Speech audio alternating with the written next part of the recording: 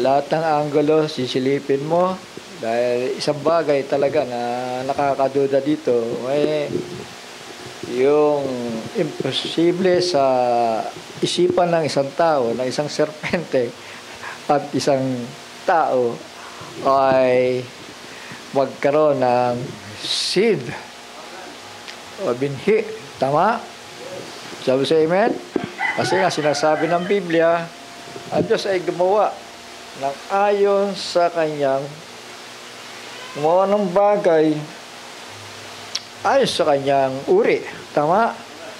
Subalit, may exemption yon.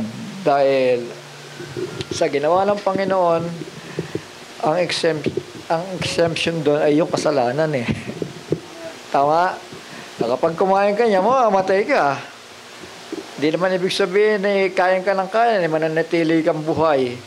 Basta nagkamali ka ng kain, thou shalt surely die. Tama? Sabi sa amen? At hindi basta-basta nangamatay sila. Nagkaroon muna ng pag-aalit yun, mga anak, mga kapatid. Bigay na sumpa ng Panginoon. Tama? I will put enmity between thee. Yung serpent ang kausap, ano? Tama? Yung serpent. Ito yung serpent, kinakausap ng Panginoon. Ganyan, ha? Imagine ninyo, I will put enmity between thee and the woman. Sino yun? Yung kaharap, di ba? Si Eva. Tama? Ngayon, sila yung sinasabihan. Ngayon, pwede tayong lumalim dito. Kasi ang Panginoon Diyos ay siyang noon, ngayon at kailanman. Tama? Hindi nagtatapos ang kaisipan ng Diyos sa pagkahulog ng babae at ng nilikha. Tama? Hindi siya nakapokus doon, kundi nakapokus ang Panginoon sa kanyang plano, sa kanyang gagawin. Dahil ang kaisipan ng Panginoon, sabi ko nga sa inyo, pakinggan niyo maigi, sa kanyang creation, nakapasok na po doon yung redemption. At sa redemption, nakapasok po doon ang perfection. Naintindihan natin? Dahil God is all-knowing. Tama? Hindi siya basta nagsalita, ay, kayong dalawa ha, yung binhi mo, yung binhi niya, pag-aalitin ko kayo, dahil hindi matatapos doon. Kasi kapag yung dalawa lang nakapokus sa isang bagay na natural lang, argabyado yung binhi ni Eva. Kasi talunan siya sigurado eh. Hindi siya mananagumpay. Hindi siya mananagumpay kailanman. Yung binhi ni Eva, hindi. Dahil pinatunayan na yan, simula sa panahong yun, at sa panahong dumarating, at hanggang sa panahong ngayon, at sa panahong darating. Pinatunayan na yan. Ano ba? Didiretsuhin ko na. Pagdating ng Great Tribulation period, sino ba ang mananaig dito? Yung seed of the serpent. Hindi makakapanaig si Israel dyan. Talunan siya dyan, tama? Maliban na itinago sila ng Panginoon Diyos sa ilalim ng lupa. Tama? So, God is all-knowing, sabi po dito, I will put enmity between thee and the woman. O, kayong dalawa ha, magkakaroon ng, yung mga aanakin ninyo, kaya nga nagigero lagi, di ba? Yung binhi ng serpente yon, ay nakapalibot kay Israel, yon ay pilit siyang ina-annihilate. Pero hindi mangyayari yon dahil may binhi di ba? Si Kristo binhi, di ba? Binhi yan ni Israel. Sabi nga, except the Lord of Sabaoth had left us a seed, we had been as Sodom and Gomorrah. We had been as Sodom and been made like unto Gomorrah. Sino yung seed na tinutukoy yun? Another seed yun. Sino yun? Spiritual seed na. Yun po ay walang iba si Kristo. Tama? Kaya yung Genesis 3:15 na yan, titignan natin yan, ipopokus natin yan sa literal at saka sa spiritual. Kasi pag pumokus ka lang sa literal, mali ang Biblia mo. Kasi si Israel talunan. Naniwala kayo? Talunan siya? Maliban, sabi nga, except the Lord of Sabaoth, sino yung Ama sa Langit, had left us a seed. Sino yun? Si Kristo. We had been as Sodom and made like unto Gomorrah. Maliban sa spiritual seed. Ngayon kasali siya dito. Isasali natin si Kristo dito sa 3:15. Tama? Kasi nauna na yan, I will put enmity between thee and the woman. O, tabi na kayo. Ito pa ang idadagdag ko, sabi ng Panginoon. And between thy seed, ikaw, serpente, ikaw na munguno, di ba? Between your seed. Alam niyo, habang tinuturo ng Panginoon si serpente, hindi lang sa serpenteng natural na katuro ang Panginoon eh. Kasi yung serpente nakatira doon sa diablo, yung diablo nakatira sa serpente, tama? Naintindihan natin? Nakaposes siya eh, tama? Ngayon, and between thy seed, si Satanas nagkaroon ng binhi, mistiso nga lang, tama? Sabi siya, amen? Mistiso. Sino si Cain? Di ba sabi niya, kayo anak ng serpente. Di may anak pa lang serpente. Tama? Sa pamamagitan ng kayo sa inyong amang diablo. Di ba? Sabi doon. Yung diablo tsaka serpente, isang spiritual at saka yung literal serpente. Tama? So, yan. And between thy seed, ikaw, serpente, yung seed mo, at yung kanyang seed ni Mary, ni Eve, it shall bruise thy head. Yung seed ng babae na yan, yung seed ni Eve. Yan ang sisira, yan ang dudurog sa ulo mo. Di ba? Pero hindi mangyayari yun eh. Maliban na ito ang gumawa eh. Tama? Kasi sasabihin ko nga sa inyo totoo, si Israel talunan yan. Kahit nagwawagi sa labanan yan, pagdating ng Great Tribulation, talunan sila, nasa ilalim, nagtatago nga eh. Maliban na bumaba si Kristo para iganti sila, hindi sila madadala sa millennium at eternidad. Naintindihan po natin? Kaya nga, except the Lord of Sabaoth had left us a seed, we had been Sodomo and had been made like Gomorrah. So yun po mga kapatid, He was bruised for our transgression. Ayan yung sinasabi dito, di ba? You, serpent, shall bruise his heel. Di ba? Sino nagpumatay kay Kristo? Di ba yung mga lahi ng serpente? Pinahirapan siya eh. Pero, ang kagandahan dito, sabi ito, it shall bruise. Tingnan natin sa ibang translation, no? Baka may ibang sinasabi dun. Hindi ginamit ang it eh. Tingnan nyo I will put enmity between you and the woman, and between your seed and her seed.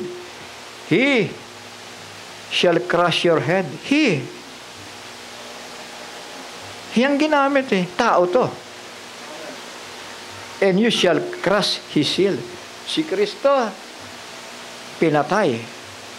Pero hindi nila napatay spiritually. Tama? Dahil sa paa siya. Sinaktan. Tama? Sa paa. Pag sa paa, buhay ka pa. Tama? Pero si Kristo, saan niya pinatamaan ang kaaway? Sa ulo. Pag sa ulo ka pinatamaan, sorry ka na. Tama? Tapos ka na. Tama? So, ganoon. Mga anak. Except na merong spiritual seed. Kaya ito ang Genesis chapter 3 verse 15, dual application. Dahil tandaan ninyo, si Cain hindi nag-alsa ng kamay. Si Abel hindi nag-alsa ng kamay. Si Israel nga, depensa nga lang yan. Hindi nga nagsisimula ng gulo yan eh. Tama? Defensive. Ang mga anak ng Diyos, puro depensa lang. Defensive lang sila. Dahil ayaw nila ng gulo eh. Dahil sila yung mga anak ng Diyos. Puro depensa lang sila. Etong matigas eh, yung kaaway mga kapatid eh, na siyang nag-bruise o sumakit sa paanan ng Panginoon. Pero yung kamatayan ba niya naging sayang ang mga nilikha ng Panginoon?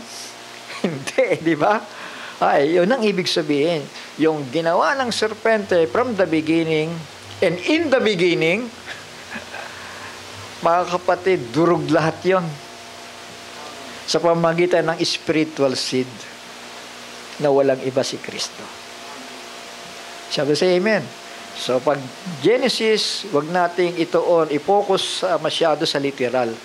Dahil nangungusap ang Panginoon Diyos na nakakita ng lahat ng mga bagay dahil siya ay noon, ngayon, at magpakailan-kailanman. Kaya pag nangungusap ang Diyos, prophecy yan eh.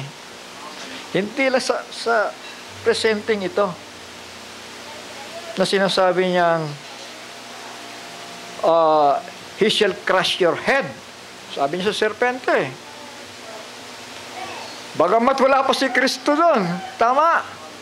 Hindi naman pwede si Adan ang sumira sa serpente. Hindi nga sinaktan ni Adan si serpente.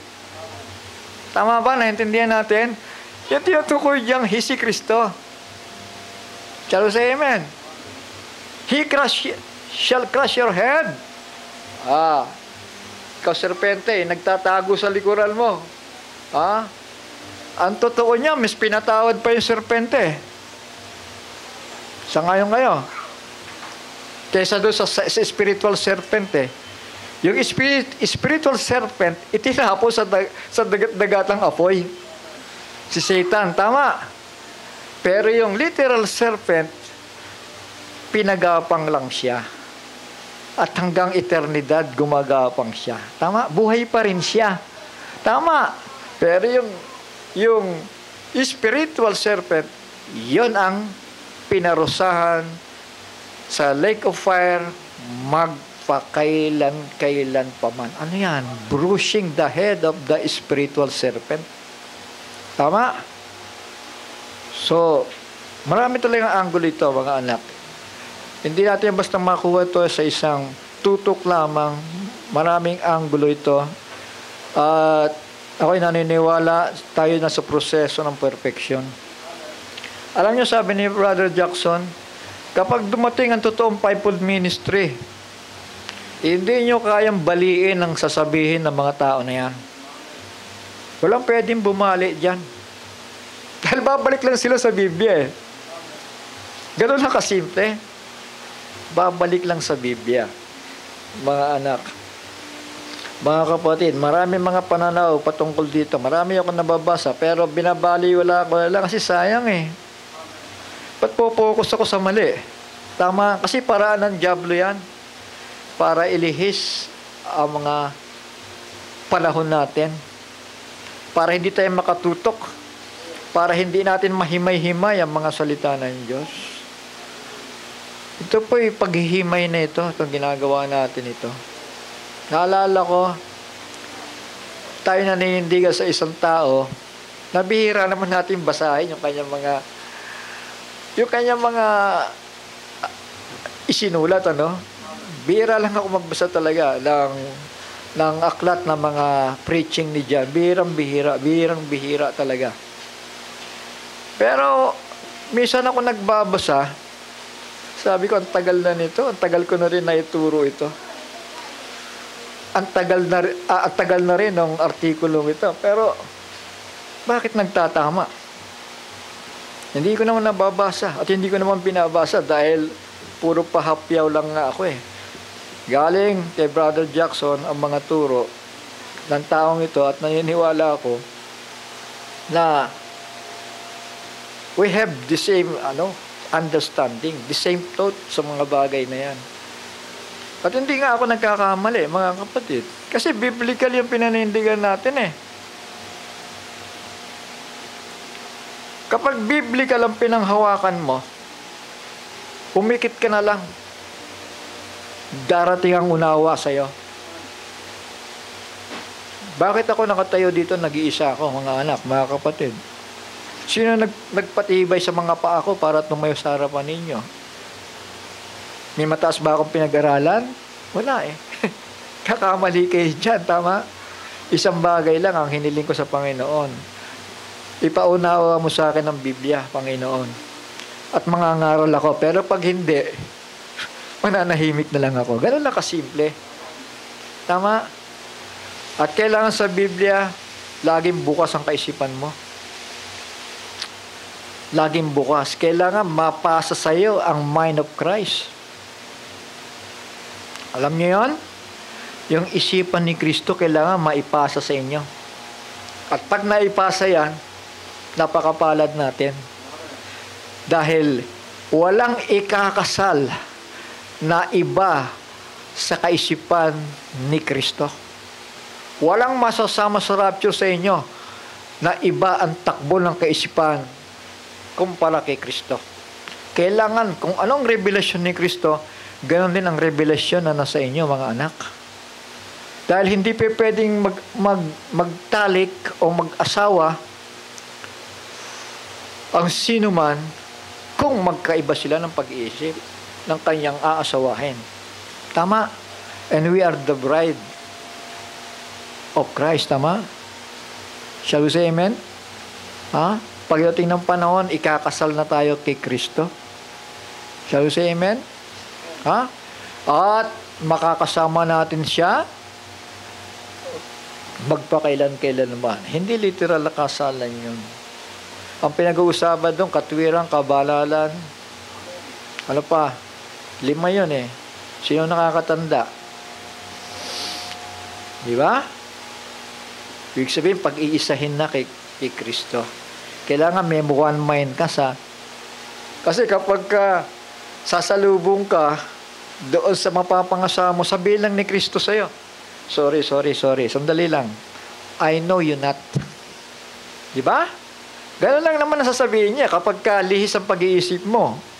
Nakapokus ka para sa mga bagay ng material, sa mga bagay na hindi mo pakikinabangan pagdating ng araw. Isa lang ang isasagot ni Kristo sa'yo. Hindi kita nakikilala. Hindi mo ba alam, ako ang salita ng Diyos? Dapat niyakap mo ako. Tama? So, yakapin natin ang salita ng Diyos. Kasi pag pinakawalan natin yan, pinakawalan natin sino? Si Kristo.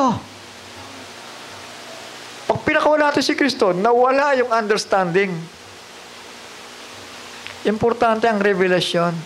Yan ang magbibigay sa inyo ng pananampalatayang klaro.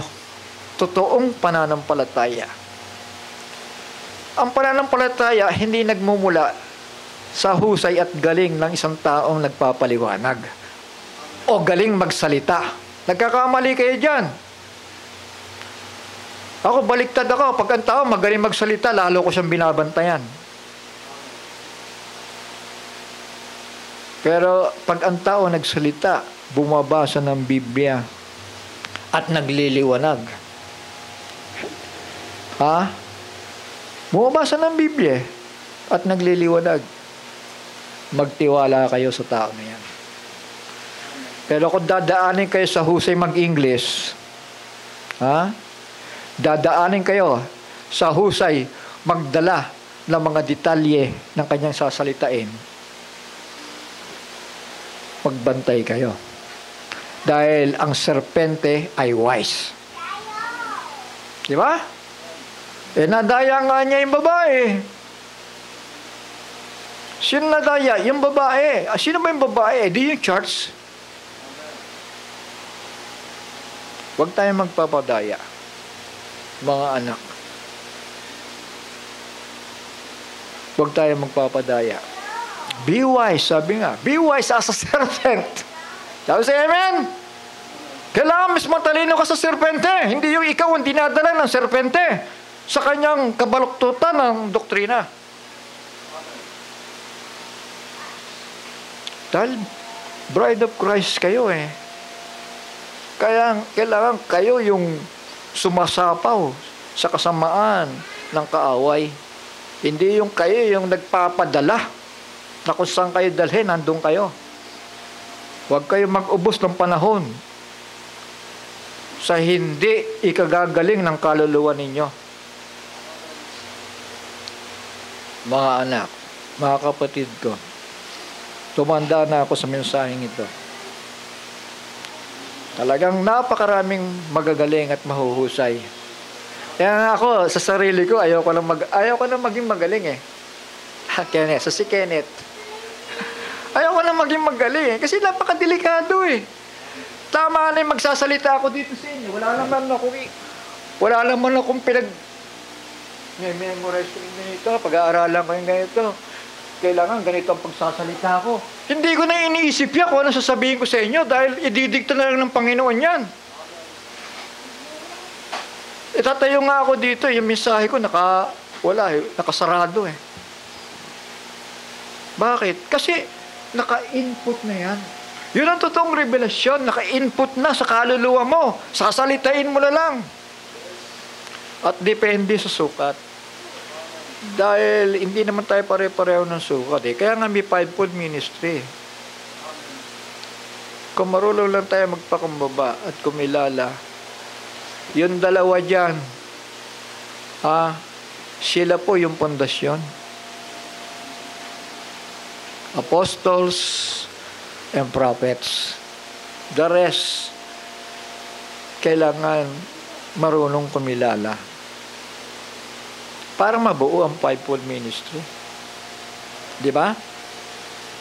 Para isarado yon. Kahapon binabasa ko yung artikulo ni Brother Amos, End time dyan. Hindi ko yung inakahiya yan kasi revelation yan eh. Habang binabasa ko, sabi ko, praise the Lord. Kasi ang bilis kong binasa eh. Puro pahapyaw na gano'n eh. Kasi, the same eh. Sabi kong gano'n, grabe to. Buhay ang Panginoon. Bakit pinaglaban ko ang taong ito na hindi ko naman masyadong nababasa yung mga sinulat niya? Puro kapra-kapraso lang nung araw. Pero nung pinanindigan ko na ito lang nga, hindi naman tayo nagkamali. Father Johnson. Kasi yung mga naituro ko na, mula nung una, paging malalalim at hanggang mabababaw, sabi ko pareho. Pareho. Meron lang, kailangan lawak-lawak mo ang pag-iisip mo kasi hindi lahat ng terminology matatanggap mo. Baka minsan gumamit siya ng terminology, iba ang interpretasyon mo, baka magkasala ka. Diba? Huwag lang tayo masyadong dogmatic. Bigyan natin ng puwang, baka terminology lang o yung kaisipan niya, kulang nang sasabihin.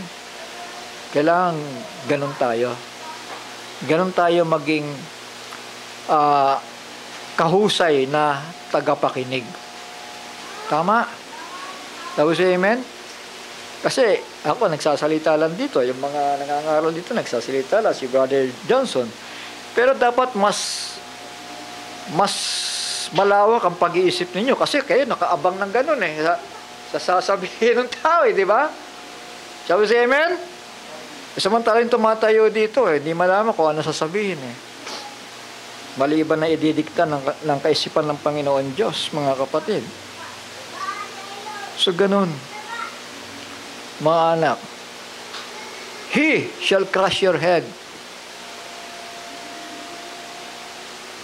The seed of the woman.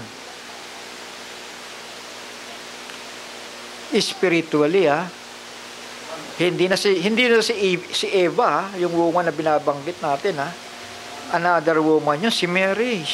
A seed of a woman. May binanggit si Pablo, di ba? Except the Lord will left us a seed. Magiging Sodoma at Gomora tayo. Di ba? Ito na yung pampinali. Ito na yung pampinali ng Panginoon. Doon pa lamang sa sumpa. Tama? Sabi sa amen? Ito na ang gagawin ko. Kayo, ikaw serpente, ikaw Eva, ikaw Adan.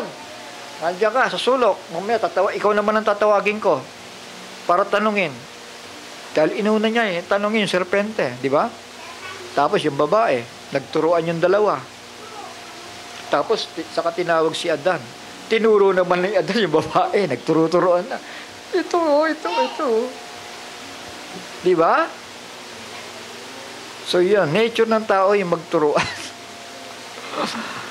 Ano nga magagawa natin sa Panginoon? Lahat ay nakaplano na. Lahat ay nakasulat na. Lahat ng gagawin niya nakasulat na sa Genesis. O, hindi na kayo kakain na masarap. Gulay ang kainin nyo. Yung pagkain ng serpente, yun ang kainin nyo. At magbubungkal kayo ng lupa kasi hindi natutubuan Bungkalin ninyo para tumubo yan, magpagod kayo. Tama? Ngayon, sundin mo yung sinabi ng Panginoon at mabubuhay ka. Kahit yan ay bahagi ng sumpa. Huwag kang mareklamo. Dahil kapag puro karne yung kinain mo, todas ka. Herb shall be your meat. Di ba malinaw yan? Ang hilig ng tao ay masarap Masarap na luto, masarap. Karne, Jollibee, Chowking. Masarap kumain daw, wag mo naman panay-panayin, di ba?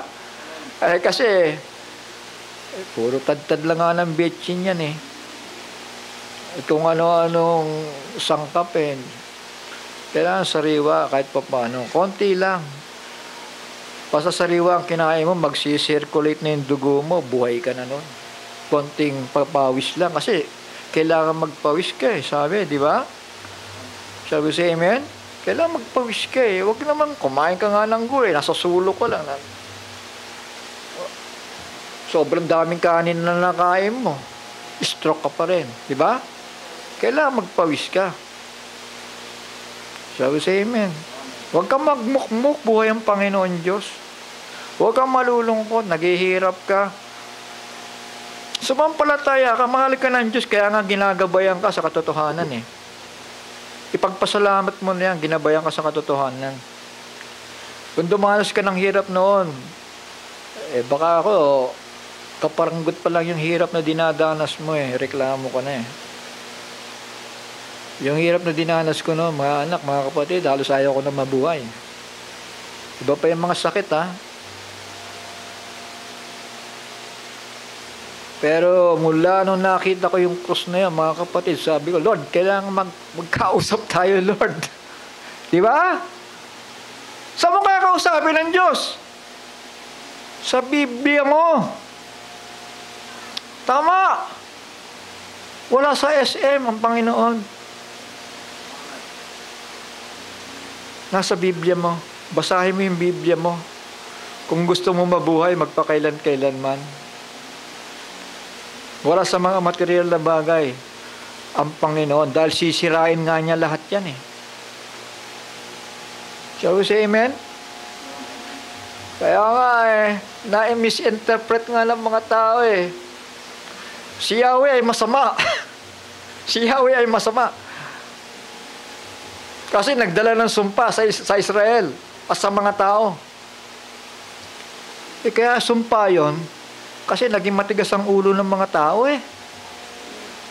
Kung naging matino lang ang kaisipan nila, ang ganda ng buhay, ang sarap ng buhay, masaya ang buhay, mga anak, mga kapatid. Talagang natural lamang sa isang tao na uuntog-untog, nadadapa-dapa. Bumangon ka lang, magtiwala ka lang sa Kanya. Yun lang ang susi naman Yun ang gusto ng Panginoon Yung pagtitiwala lang sa Kanya. Dahil pag ginawa mo yan, i-arouse mo ang lahat ng araw sa buhay mo at magtatagumpay ka dahil nauna na nagtagumpay ang tagapagligtas mo. Susunod ka na lang. Anak, kapag nangyari na yan, he shall crush your head. Ikaw, serpente, yung binhi mo,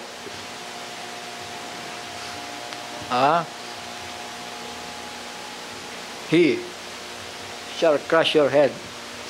Lahat ng uri ng kasamaan sa lupa, mga kapatid, pinagtagumpayan ni Kristo. Diba? Yung mga pumatay sa kanya, pinagtagumpayan niya yun. Si Satanas, pinagtagumpayan niya rin. Tama? Sabi sa amen? Dahil siya ang kabuuan, siya ang nilalaman ng inyong mga Biblia. Wala nang iba. Naintindihan po natin? Siya ang nilalaman. Siya ang kabuuan ng plano ng Diyos. In the beginning was the Word. Diba? Sa wikang ay logos. Sa wikang Griego ay logos. Ibig sabihin, yung thought express. In the beginning was the thought express or the plan of God. And the Word and the logos was with God. And the logos was God. Natural. Wala pa namang pangalawang Diyos nun eh. The same God na may pag-iisip eh. Tama? Shall we say amen? The same God na may pag-iisip, na nagpaplano. Ngayon, pagdating sa verse 14, and the Word, the logos, the plan of God was made flesh. Ito na yung binhi. Tama. Ito ang kabuuan ng lahat ng plano ng Panginoon Diyos. Sa Kanya. You are complete in Him. Kumpleto na tayo sa Kanya. Dahil sa Kanya, nananahan ang buong kapuspusan ng pagka-Diyos ayon sa laman. Kasama niya ang Panginoon Diyos eh. Hindi ibig sabihin na siya ang Ama, hindi ganoon kundi ang Ama ay nananahan sa Kanya. Basahin niyo ang Biblia niyo kung mali ako. Ganon lagi ang pagkakasabi sa Bible. Ang Ama'y nananahan sa Kanya. Ang Ama'y nananahan sa Kanya. Sabi siya, amen. Kaya nga sa cross ng Kalbaryo pinatay siya, pinatay. Pero hindi ibig sabihin talunan siya. Tama? Natupad lang yung hula na sinaktan siya. Sinugatan siya doon sa kanyang katawan, sa kanyang paa. Kaya yung ganti niya, yung kamatayan niya, ito ang dumurog ng ulo ng dyablo at ng lahat ng kasamaan sa lupa. Naintindihan po natin? Maliban na may isang binhi na dudurog ng ulo ng binhi ng serpente o ng lahi ng serpente. Naniwala ba kayo sa lahi ng serpente? Hanggang ngayon yun May mga nakatayo dyan, hindi mo alam kung ano yan Anak ba ng Diyos yan? Kasi hindi ka naman nakikita Alabang uri ng jinn meron sila. Hindi ba?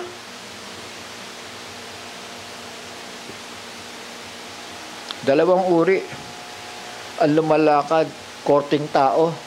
Pero ang jinn ng isa, jinn of the Almighty. Yung isa naman, jinn of the serpent. Kaya nga sabi kay Judas, mabuti pa sa kanya na hindi na pinanganak Di ba? Pumipili ba ang Diyos? Pumipili. Ba't pipiliin niya yung serpente? Hybrid yan. Ibig sabihin hindi naman siya nilikha in the image and likeness of God. Masisira ang plano ng Diyos. Tama?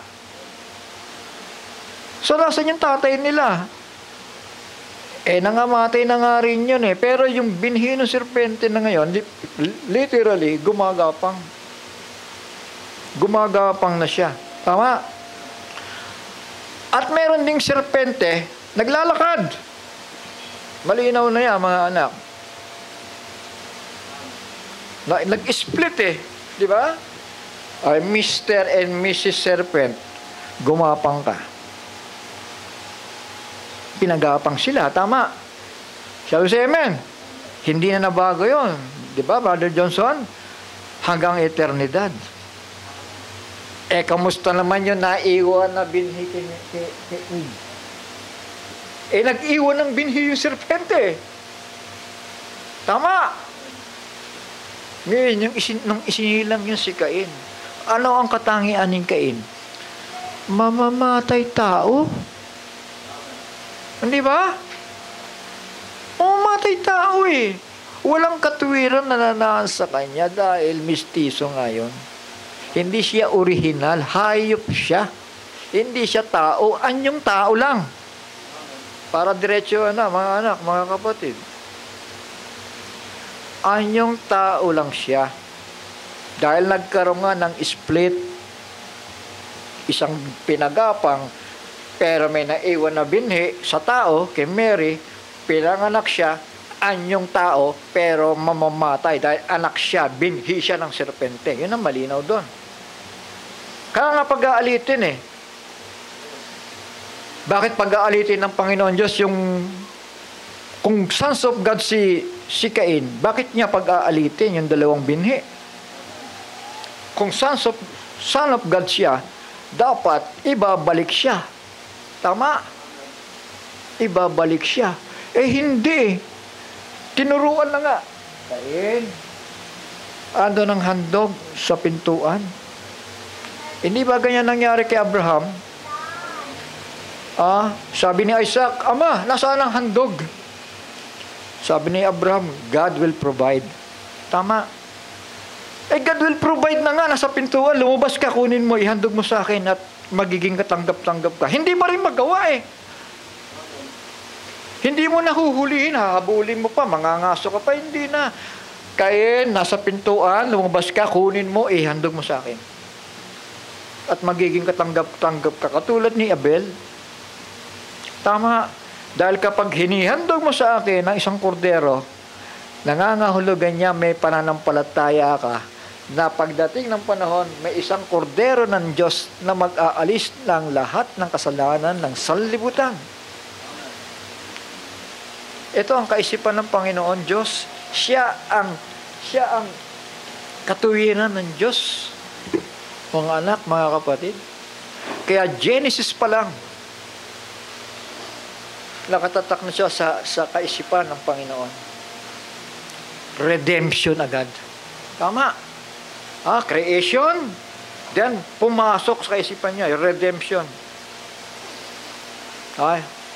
He will bruise your head. Yan ang redemption ngayon. Tama.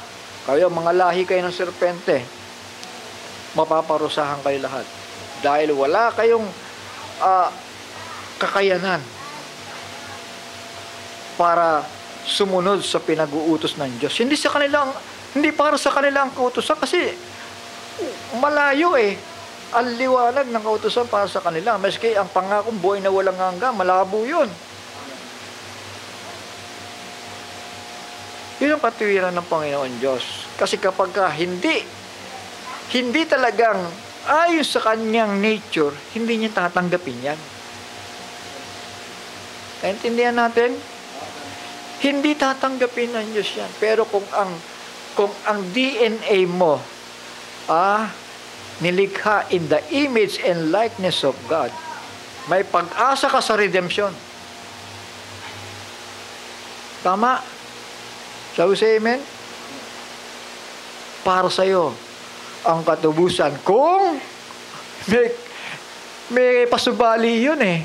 Kung mananatili ka sa pananampalataya, sa paggawa ng mabuti, sa kabanalan, at sa kahinahunan. Di ba yun ang sabi niya kay Eva? Maliligtas siya, sabi ni Pablo, di ba? Kung siya'y magpapatuloy sa pananampalataya, pag-ibig, paggawa ng mabuti, kabanalan, at may pagpapakambaba sa buhay niya. Dahil kung hindi, alam niyo na, tama? So, ang Diyos ay humahatol? Yes, kung humahatol man ang Panginoon Diyos, dapat alam natin yan, na tayo'y lumayo sa kanyang kahatulan at sundin na yung kanyang pinagagawa. Tama po? Dahil kapag nireject po natin yung ipinapagawa niya, na tamang handog, tamang alay ang ibigay mo sa akin, pag nireject natin yan, i-reject niya rin tayo. Huwag natin isipin na lagi na God is love. Pagka minsan sa pagiging masuwayin, God is wrath. God is a God of wrath. Dahil sumuway Tama? Ay na may interpret naman ng isang tao na si Yahweh masama. Tapos amen? Tapos isipin niya si Jesus ay mabuti dahil maganda, liwanag siya. Tama? Bakit hindi ba niya binabasa ang Book of Revelation? Na si Kristo bababa dito at pupugnawin niya ang lupa? Hindi ba niya nabasa yun? Ha? Bumababa si Kristo, nakakabayo. Tutupukin niya ang lupa. Ang lahat ng kasamaan sa ibabaw ng lupa. Ano ngayon? Akala ka ba, Jesus is the light, Jesus is love. Hindi. Kapag sumuway ang lupa, kapag sumuway ang tao, si Jesus ay hahatol. Si Yahweh, siya ay hahatol. Tama? Naintindihan po natin na kailangan maiwas po tayo doon sa katuwiran ng Diyos. Dahil wala siyang magagawa kapag nireject natin yun Walang palakasan. Kahit sabihin mo, ay, ako'y lahi ni Adan Hindi naman ako lahi ng serpente. Kahit na ba sabihin mong ganyan Bakit? Tumupad ka ba? Nung nampalataya ka ba o nagre-reject ka? Nabuhay ka ba may kabanalan? O yung puso mo, yung kaisipan mo sa mga bagay pa rin ng makalupa? Kasi kung bagay pa rin ng makalupa ang focus ng tao,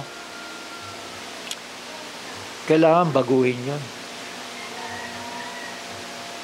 Yung pag-iisip na yun. Kailangan yung pag-iisip niya ni Kristo. The man of sorrow. Hindi yan nabuhay ng layaw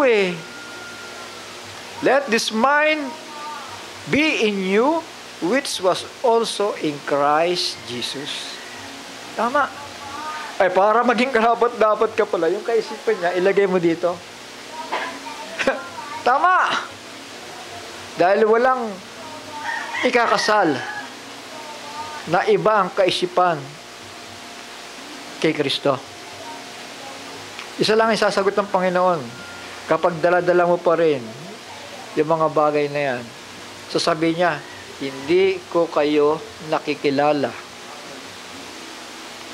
Magbantay nga kayo. Yun nga Ibig sabihin, mahalin mo ang salita ko dahil nagbibigay ako ng paalala, nagbibigay ako ng instruction, nagbibigay ako ng gabay. Hindi ba? Hindi naman natin sinasabi na ang maiiwan sa rapture puro serpente na. Hindi po. May foolish virgin dyan. Tama. At meron din mga matutuwid. Tama. Pero kung maglilingkod ka na rin lamang sa Panginoon at gusto mong mapasama sa kanyang mga pangako, gawin mo na yung anumang pwede mong magawa. Tama, sa abot ng iyong magagawa at makakayanan. Dahil masasayang ang pangako Kesa matulad ka kay Eva, na nalaman na lang niya na tama pala ang sinabi ng Panginoon, bakit hindi ko sinunod? Diba? Dahil pag dumating na, nasa harapan mo na, eto na yung Antikristo, eto na yung magpapahirap sa'yo, bibiting ka niyan. 5 months tormention. Hindi ka muna papatayin, ibibiting ka muna niyan. Sige, i-reject mo yung sinasabi mong Panginoon mo at tagapagligtas mo. Mga anak, mga kapatid, huwag niyo ma-misinterpret yung paraan ko ng pangangaral. Kasi wala nang himasan ngayon Nasa huling panahon na tayo. Nagmamadali tayo. Baka mamaya kakahimas, God is love, pabayaan mo lang, God is love Pagdating ng araw, yung pastor na nasisi. Di ba? Sige nga, yung mga anak ninyo, kapag nalilihis, anong gagawin nyo? Kukuha kayo ng sinturon, di ba? Halika, mag-usap tayong dalawa dito. Di ba? Mabuti, kung abutan ka ng sinturon, masakit talaga yan. Tanggapin mo lang, tama. Sa mga disgrasya ang nag-iisa mong buhay. Mga kapatid, pasensya na kayo, ganito ako magsalita. Kasi yung mga pinaranas sa akin ng Panginoon, talagang sobrang tigas ng ulo ko nung araw eh. Huwag nyo na akong gayahin. Ayoko na mangyayari sa inyo yon. Tama na yon. Na ilang beses ako muntik-muntikan na namatay at nahirapan sa mga sakit at karamdaman dahil sa katigasan ko. Isa lang ang susi eh. Para mabuhay ka magpakailan-kailanman at matinong buhay. Magpailalim ka na lang. Lord, ano ba gusto mo? Eto na yung buhay, oh. Ayaw ka na mabuhay sa sarili ko. Ikaw na lamang. Kung anong gusto mo, susunod ako. Tapos. Di ba? Sabi sa amen? Kasi yung baka, yung mga baka gano'n eh, na ikapapahamak ng tao eh. Baka pwede namang ganito. Lord, baka pwede namang gano'n. Hindi mo usapin niyo siya. Kung ano pinapagawa niya sa'yo, dahil iba-iba ang pagkakadesenyo sa atin. Dahil marami ang nakadesign para maiwan eh. At meron din namang nakadesenyo para ikasal sa katuwiran at kabanalan ni Kristo. Mga anak, huwag natin sayangin ang pribilehiyong binigay sa atin. Itong revelasyon, itong unawa, yan ang tanda. Wala ba kayo napapansin na yung mga tumanda na sa message na ito, habang lumalayo, lalong palayo ng palayo. Hindi makaintindi.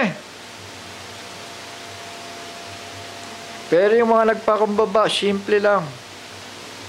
Simple lang ang programa ng Panginoon Diyos. Kung paano kain, kunin mo yung hain, nandun lang. Kunin mo, simple lang. Lumakad ka lang, wala ka nang kahirap-hirap. Ganon kasimple ang ginagawa ng Panginoon Diyos ngayon.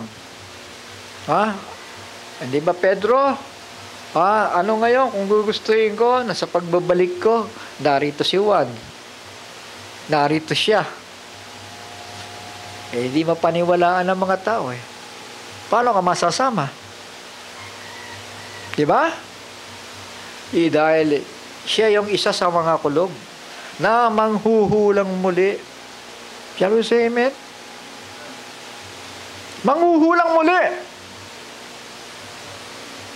Nakasulat yan. Kapag yung panghuhula na yan, ano yan? Alam niyo yung aklat nasa selyohan ng 7 selyo eh. Yung bawat detalye ng bawat selyo na yon, kailangan maihayag sa iyo yon. Para ka mapasama sa pangakong pag-agaw. Huwag kang matutulog. Pag sumikapan mo, dahil isang selyo na lang ang bubuksan para mabigyan tayo ng instruction ng Panginoon. At hindi mo mauunawaan o makikita kung ano ang selyo na yan, yung ikapitong selyo na yan, kung hindi mo kilala kung sino yung magbubukas. Sabi siya, amen? Tama! Dapat alam natin ang ginagawa ng Panginoon sa buhay natin. Dahil kung di natin alam, nakanganga tayo, bahala na. Hindi yan pananampalataya kapag bahala na. Naintindihan po natin? Kailangan mabuhay tayo sa pananampalataya. Pananampalataya saan? Sa pangakong pag-agaw, rapturing faith. Yan ang higit na mahalaga ngayon, mga anak. Aagawin tayo. At ang mundong ito ay magsasuffer dahil bababa si Kristo, may dalang puot. Alam niyo ba yun? May dalang puot. Hahatol siya sa ibabaw ng lupa. Pero tayo'y kakasamahin niya sa kalangitan at bababa dito sa pag-aari. Shall we say praise the Lord? So yung Balik tayo sa serpente. Yung serpente po, mga anak, mga kapatid,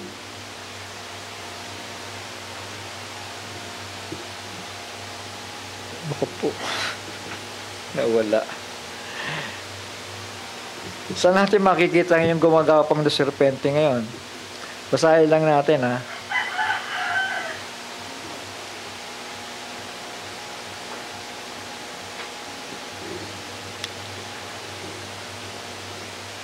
Diretso ko na. Doon po sa New Heavens and New Earth, makikita na pa natin siya. Isaiah 65 verse 25. Ito, nabasa ko na sa inyo to, no? Sa kapakanan ng iba. And the wolf and the lamb shall tread together. Hindi na sila nag-aaway. Tama? Kasi eternidad na to. And the lion shall eat straw. So, binago yung pagkain ng leon. Binago na. The lion shall eat straw. Yung straw, yung ano, damo yun, The lion shall eat straw like the bullock, and dust shall be the serpent's meat. Ibig sabihin, nanatiri siyang serpente. Tama. Hindi siya in-restore. Tama. Pero yung mga hayop, yung kanilang pagiging mabangis, ibinalik ng Panginoon yung pagiging maamo nila. Tama. Dahil wala nang pag-aaway ng mga hayop dito eh. Tama. Yung serpente naman, patuloy siyang gagapang, at pati yung pagkain niya, the dust shall be the serpent's meat. Kumakain pa rin. Buhay pa rin. Kamusta naman yung lahi, yung serpenteng tao sa itatapon? Dito po itatapon sa lake of fire. Shall we say amen? Kasi, ang batas ng Panginoon, makinig kayo, ito sasabihin ko sa inyo to, ang totoo hahatulan ang tao ayon sa kanyang ginawa. Hahatulan ang hayop ayon sa kanyang ginawa. Kaya yung serpente, nag-stop na tama. Kasi, ibinaba na siya ng Panginoon pinagapang na siya tama. Shall we say amen? Pero yung tao, yung anyong taong serpente, mga kapatid, pumunta kayo doon sa politika. Sige nga. Bagamat hindi lahat hindi natin nilalahat yan, mga anak, mga kapatid. Halimbawa na lang niya si Cain. Shall we say amen? Halimbawa na lang yan. Yung mga kaaway ni Israel, mga kaaway ng Diyos, kahit anong katwiran ng pagpapaliwanag mo sa kanila, hindi nila matatanggap ang liwanag katulad ni Cain. So yung serpente, balik tayo, ito po yung boa constrictor. Kayo na po magsaliksik, yung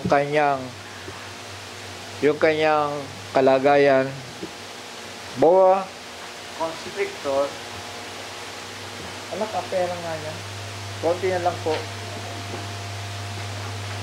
Konti na lang. Basahin ko na lang. Diretso ko na. Ayan. Instead, meron siya. Di ba yung ahas, pangil, di ba? Yung boa constrictor, ngipin. Ngipin siya. Kasi yung serpente ay mas mataas sa mga chimpanzee. Tama? Sabi siya, amen? Mas mataas sa mga unggoy. Yan. Ngipin na pantay-pantay yon, hindi pangil. At may paa siya na nakatago. Yan sa bandang buntot. Kasi pinagapang nga siya. Tama? At siya po'y walang kamandag. Mga ahas, may kamandag yan, di ba? Siya yung walang kamandag. Yung mga snake, nangingitlog. Sabi siya, amen. Yung serpente, nanganganak. Ha? At yung mga anak niya, napakatatalino. Pagkapanganak pa lang, hiwalay na sa tatay nila, sa nanay nila yun. Diba?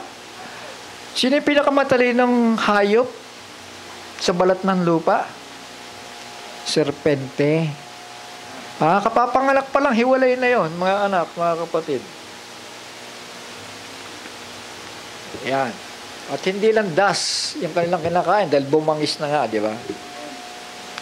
Naging carnivorous na rin sila at lumulunok po yan ng buhay. Yung boa constrictor anaconda, yung malaking hayop na yan. Research na lang ninyo. At alam yan ng mga science, mga kapatid. Sige po. At yung mensahe na is there unrighteousness with God? Talong kasi yan kay Pablo Bakit ang Diyos ay pumipili, di ba? Tama? Kasi, sasabihin lang naman ng Panginoon, ayaw niya sa akin Bakit ayaw? Kasi hindi naman siya original Tama?